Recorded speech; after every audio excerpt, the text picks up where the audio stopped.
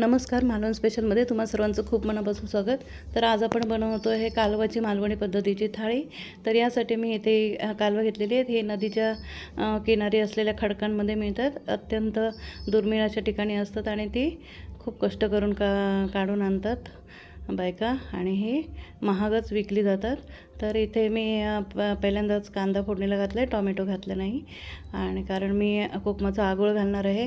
त्यामध्ये टाकला मसाला आणि त्यामध्ये हे स्वच्छ केलेली कालवं आणि त्याचं ते घातलेलं आहे आणि आता मी ते व्यवस्थित मिक्स करून घेतलेलं आहे नेहमीप्रमाणे।